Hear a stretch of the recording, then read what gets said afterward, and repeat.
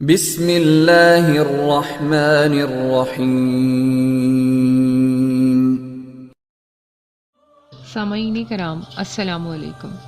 ہم آپ کو اپنے چینل ڈسکور اسلام سے خوش آمدید کہتے ہیں۔ ہم قصص الانبیاء سے آغاز کرنے جا رہے ہیں۔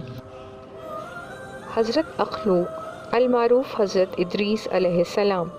نام و نسب حضرت اخنوق المعروف حضرت ادریس علیہ السلام مصر کے شہر منفیس یعنی منف میں پیدا ہوئے، جبکہ دوسری روایت ہے کہ آپ علیہ السلام بابل شہر میں پیدا ہوئے اور پھر ہجرت کر کے مصر پہنچے۔ آپ علیہ السلام حضرت آدم علیہ السلام کی پانچویں پشت میں سے تھے۔ آپ علیہ السلام کی پیدائش کے وقت حضرت آدم علیہ السلام زندہ تھے اور حضرت آدم علیہ السلام کی وفات کے وقت آپ علیہ السلام کی عمر مبارک 308 سال تھی۔ حضرت آدم علیہ السلام اور ان کے پوتے حضرت شیش علیہ السلام کے بعد سب سے پہلے آپ علیہ السلام کو نبوت کا شرف حاصل ہوا۔ آپ علیہ السلام کا لقب۔ حضرت ادریس علیہ السلام دین کے مطابق لوگوں کو بہت زیادہ تعلیم دیا کرتے تھے۔ گزشتہ اور آئندہ آنے والے انبیاء کے طریقے اور ان کی تعلیمات کا سبق دیتے تھے، لہٰذا پڑھانے کی اس کثرت کی وجہ سے آپ علیہ السلام ادریس کے لقب سے مشہور ہوئے۔ آپ علیہ السلام اس لقب کی وجہ سے اس قدر مشہور ہوئے کہ لوگ آہستہ آہستہ اصل نام بھولتے چلے گئے اور آپ علیہ السلام کو ادریس نبی علیہ السلام کے نام سے یاد کرنے لگے۔ اس کے علاوہ لوگ آپ علیہ السلام کو ہرمز الحرام سا بھی کہتے تھے۔ یہ سریانی زبان کا ایک لفظ ہے۔ ہرمز کے معنی ہے تجربہ کار یا مضبوط رائے والا۔ قلم کے موجد۔ آپ علیہ السلام بڑے عالم اور فاضل انسان تھے۔ آپ علیہ السلام نے سب سے پہلے قلم بنایا اور پھر سب سے پہلے قلم سے لکھا۔ اس طرح آپ علیہ السلام قلم کے موجد ہوئے۔ نبی خدا علیہ السلام۔ قرآن پاک میں 2 مقام پر آپ علیہ السلام کا نام آیا ہے۔ اللہ پاک نے قرآن مجید میں آپ علیہ السلام کی تعریف کرتے ہوئے آپ علیہ السلام کو نبی اور راست باز قرار دیا ہے۔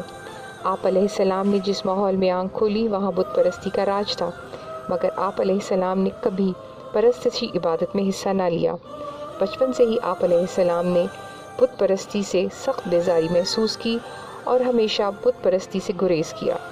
بت پرستی۔ ایک روز کا ذکر ہے کہ آپ علیہ السلام ایک بت کدے کے سامنے سے گزر رہے تھے کہ دیکھا بت کدے میں ایک دیوتا کا مجسمہ رکھا ہوا ہے۔ بوڑھے، جوان، مرد اور عورتیں سب اس مجسمے کو سجدہ کر رہے تھے اور اس سے رزق، صحت، دولت، محبت اور زندگی کی دعائیں مانگ رہے تھے۔ اس وقت جتنے وہاں لوگ موجود تھے وہ سب کے سب اس بت سے بھیک مانگ رہے تھے۔ اخنوق اندر آ جاؤ، تم بھی مانگ لو جو مانگنا ہے، بت کدے کے پیشوا نے ان سے کہا۔ پیشوا کے چہرے سے سخت نحوست ٹپک رہی تھی۔ کیا تم لوگ اپنے پیغمبروں کی تعلیمات کو بھول گئے ہو؟ تمہیں شرم نہیں آتی؟ اپنے ہاتھ کے بنائے ہوئے پتھروں سے مانگتے ہو اور سجدہ کرتے ہو۔ لڑکے نے نفرت آمیز لہجے میں کہا۔ وہاں موجود سب لوگ حیرت سے اس کا منہ تکنے لگے کہ آج یا روکے بیٹے اخنوق کو کیا ہو گیا ہے، کیونکہ اس سے پہلے اس نے کبھی ایسی بات منہ سے نہیں نکالی تھی۔ منصب نبوت۔ ایک دن جناب اخنوق نے اپنے ساتھیوں میں سے 70 افراد کو جو سب سے زیادہ قابل، نیک اور باصلاحیت تھے منتخب کیا۔ آخرکار ان میں سے 7 کو چنا جو واقعی سب میں سے بہترین تھے۔ انتخاب کے بعد وہ ان 7 افراد کو لے کر آبادی سے باہر جنگل میں چلے گئے۔ وہاں ایک جگہ پہنچ کر وہ رکے اور ان سے مخاطب ہو کر کہا، میں اللہ پاک کے حضور دعا کرتا ہوں کہ وہ مجھے صاحب شریعت بنا دے اور اپنی عبادت کا صحیح طریقہ تعلیم فرما دے، اور تم سب آمین کہنا۔ پھر ان کے ساتھیوں نے اپنے ہاتھ زمین پر رکھ کر پھیلا دیے۔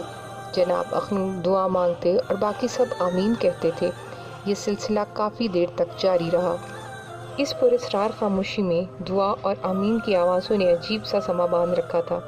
کافی دیر کے بعد خدائے بزرگوار نے اپنا کرم فرمایا۔ اللہ پاک کے فرشتے حضرت جبرائیل علیہ السلام تشریف لائے اور آپ علیہ السلام کو منصب نبوت پر سرفراز فرمایا۔ اب آپ علیہ السلام صاحب شریعت پیغمبر مرسل تھے۔ واپس آ کر آپ علیہ السلام نے اعلان نبوت فرمایا، ساتھ ہی فوراً آپ علیہ السلام پر ایمان لے آئے اور آپ علیہ السلام کی امتی بن گئے۔ صلاح مشورے۔ شہر کے بڑے بڑے لوگ پیشوا کے گھر اکٹھے ہو رہے تھے اور سب کچھ پریشان دکھائی دیتے تھے۔ ایسا نظر آتا تھا جیسے کوئی بہت بری بات ہو گئی ہو، کیونکہ ان سے پہلے وہ لوگ ایک جگہ کبھی اکٹھے نہیں ہوئے تھے۔ سب لوگ آ گئے تو پیشوا اٹھا اور وہاں موجود لوگوں کو مخاطب کر کے کہنے لگا، کل تک وہ ہمارے بازاروں اور گلی کوچوں میں گھومتا پھرتا تھا، آج اس نے نبوت کا دعویٰ کر دیا ہے، وہ پیغمبر بن بیٹھا ہے، ہمارے خداؤں کو جھوٹا کہتا ہے۔ اس کی تبلیغ سے بہت سے لوگ اپنے مذہب سے پھر گئے ہیں۔ اس نے ہمارے بچوں اور عزیزوں کو ہمارے خلاف بغاوت پر آمادہ کر دیا ہے۔ اگر آج اس کا بندوبست نہ کیا گیا تو پھر ہم سب کو اپنے دیوتاؤں کے قہر و غضب کا نشانہ بننے کے لیے تیار رہنا چاہیے۔ وہ تو کوئی بہت بڑا جادوگر لگتا ہے۔ ہمارے شہر کے جادوگروں کی جادوگری بھی اس کے مقابلے میں ناکام ہو گئی ہے۔ سختی کے باوجود ہمارے بچے اس کا ساتھ چھوڑنے پر تیار نہیں ہوتے۔ دن بدن اس کی قوت میں اضافہ ہی ہوتا جا رہا ہے۔ اگر کچھ روز اور یہی صورتحال رہی تو وہ دن دور نہیں جب ہماری عزت خاک میں مل جائے گی۔ کیا تم اس کے لیے تیار ہو کہ تمہارا وقار خاک میں مل جائے؟ قبیلے کے ایک سردار نے کہا۔ ہرگز نہیں، کبھی نہیں، چاروں طرف سے آوازیں آنے لگیں۔ کیا اب تم اتنے بے بس ہو گئے ہو کہ ایک آدمی کو بھی تبلیغ سے نہیں روک سکتے؟ ایک اور امیر شخص نے کہا۔ اس اجلاس کے بعد وہ لوگ سر جوڑ کر بیٹھ گئے اور تدابیر سوچنے لگے کہ حضرت اخنوع علیہ السلام کو کس طرح ان کی سرگرمیوں سے باز رکھا جا سکتا ہے، اور انہیں ہر طرح کی تکلیف دینے کی کوششیں تیز کرنے لگے۔ شام کے ڈھلتے سائے کے وقت آپ علیہ السلام اپنے اصحاب کے ہمراہ بیٹھے انہیں دین کے بارے میں سبق اور ہدایت دے رہے تھے۔ آپ علیہ السلام فرما رہے تھے، اللہ کے بے حساب نعمتوں کا شکر ادا کرنا انسانی طاقت سے باہر ہے۔ رب کی یاد اور نیک عمل کے لیے خلوص نیت لازمی ہے، اس لیے جو بھی کام کرو نیک نیتی کے ساتھ کرو، ہمیشہ یہی بات یاد رکھنا۔ اسی اثناء میں آپ علیہ السلام کا ایک امتی آیا۔ اس نے پیشوا کے گھر پر ہونے والے اجلاس کا ذکر کیا اور عرض کیا کہ دین کے مخالفوں نے کیا پروگرام بنا لیا ہے۔ اے اللہ کے رسول علیہ السلام، اگر حکم ہو تو ہم بھی اینٹ کا جواب پتھر سے دیں، ایک مخلص نے کہا۔ اس پر آپ علیہ السلام نے فرمایا، ہم دین کے دشمنوں کے خلاف جہاد کریں گے، مگر ابھی نہیں۔ تم لوگ کسی بھی موقع پر صبر و استقامت کا دامن نہ چھوڑنا، یاد رکھو اللہ صبر کرنے والوں کے ساتھ ہوتا ہے۔ رب کی عبادت۔ آپ علیہ السلام کے دن رات اللہ پاک کی عبادت اور دین کی تبلیغ میں گزرتے تھے۔ جب سے رب کریم نے آپ علیہ السلام کو طریقہ تعلیم عطا فرمایا تھا، اس دن سے دیگر ارکان نماز، روزہ وغیرہ کی ادائیگی کے علاوہ 12,000 مرتبہ روزانہ اللہ کی تسبیح کرتے تھے۔ وحی کے ذریعے جب آپ علیہ السلام کو بتایا گیا کہ شام کو جب آپ علیہ السلام کے نیک اعمال آسمان پر چڑھتے ہیں تو ان سے زیادہ کسی اور کے اتنے اعمال نہیں ہوتے، تو اس دن سے آپ علیہ السلام نے ذکر و عبادت میں مزید اضافہ فرما دیا تاکہ رب العالمین آپ علیہ السلام سے راضی اور خوش ہوں۔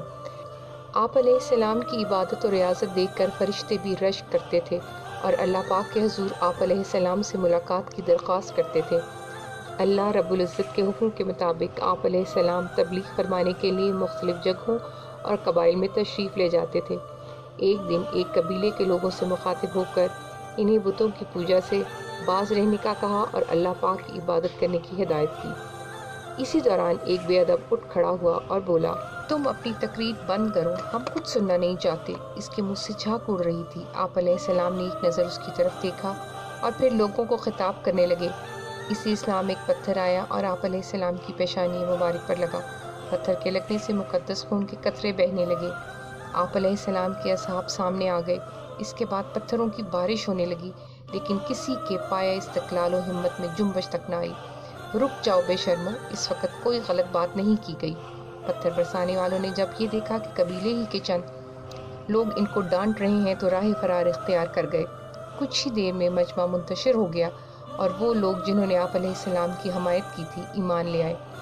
کافروں کی انتہائی کوشش تھی کہ وہ آپ علیہ السلام کو تبلیغ سے روک دیں، لیکن اللہ پاک کے دین کو پھیلنے سے کون روک سکتا تھا؟ وہ اپنی طرف سے آپ علیہ السلام کے راستے میں روڑے اٹکانے کی بھرپور کوشش کر رہے تھے، کیونکہ وہ جانتے تھے کہ اگر انہوں نے حضرت اخنوع علیہ السلام کو اللہ پاک کا پیغمبر اور رسول تسلیم کر لیا تو ان کی اپنی سرداریاں ختم ہو جائیں گی۔ اور دوستو، یہ تھی ہماری آج کی ایپیسوڈ۔ امید ہے کہ آپ کو پسند آئی ہوگی۔ جانے سے پہلے اس ویڈیو کو لائک کیجیے اور شیئر کرنا مت بھولیے۔ کمنٹ کر کے ہمیں بتائیے کہ آپ کو ہماری ویڈیو کیسی لگی، اور اگر ابھی تک آپ نے ہمارے چینل کو سبسکرائب نہیں کیا تو سبسکرائب کیجیے اور بیل آئیکن کے بٹن کو دبا کر آل نوٹیفیکیشن آن کر لیجیے تاکہ آپ کو ہمارے آنے والی ہر نئی ویڈیو وقت پر مل سکے۔